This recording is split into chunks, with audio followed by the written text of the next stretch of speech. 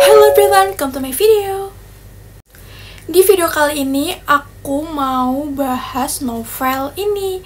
Judulnya 2578 km karya Ayu Nugrahini dari penerbit Lovable. Novel ini terdiri dari 306 halaman dan yang aku punya ini cetakan ke-9 Agustus tahun 2023. Novel ini tuh merupakan novel bestseller dan sering banget seliweran di FYP aku. Dan aku tuh punya novel ini tuh udah dari beberapa bulan yang lalu, cuman aku baru sempat baca novel ini sekarang. Dan sekarang aku mau bahas bareng kalian betapa serunya novel ini. So without any further ado, let's get to the story. Tokoh utama di dalam novel ini bernama Juni Gemini.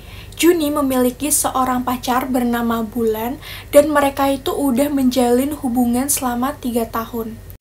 Selama 1 tahun terakhir, Juni sudah merencanakan traveling ke Eropa bersama dengan Bulan.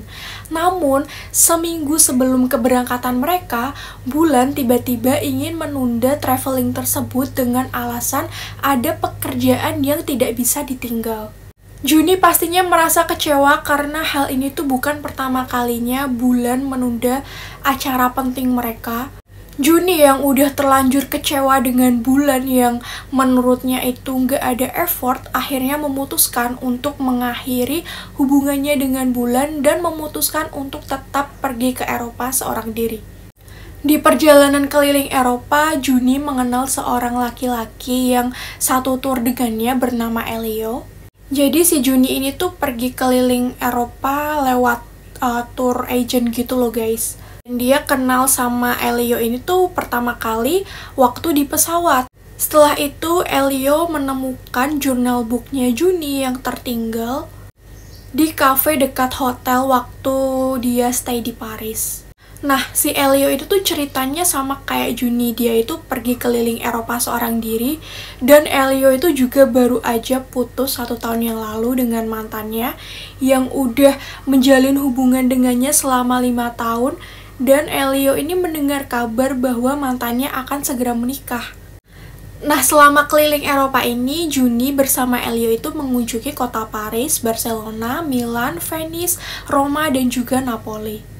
Selama 2 minggu keliling Eropa, Elio dan juga Juni itu selalu bareng. Dan mereka itu jadi mengenal satu sama lain gitu.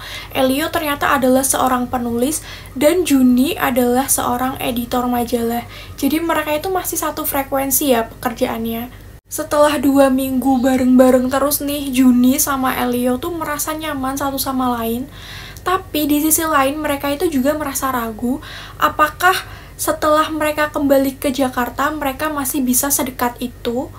Jadi, apakah Juni dan Elio ini akan tetap bersama atau menjadi orang asing setelah kembali ke Jakarta?